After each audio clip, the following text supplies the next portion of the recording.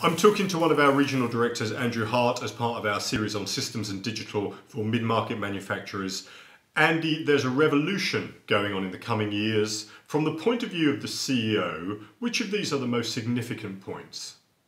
So there are a whole number of things happening, as you say. IoT devices, 5G, connectivity is exploding at the moment.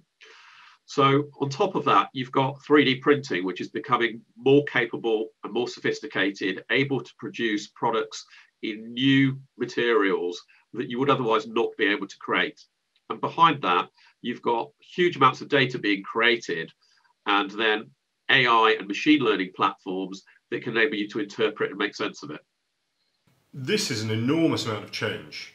In order to deliver value from this, what should the CEO do?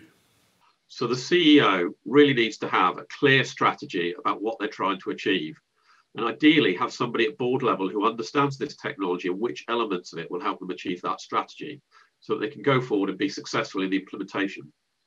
So this is a blurring of the distinction between shop floor technology and IT. The distinction between the two has almost disappeared now. Shop floor technology and IT are both delivering a holistic view of the business and what's going on at any given time, so that you can have full traceability through your entire production lifecycle. Andy, that's great. Thank you very much indeed.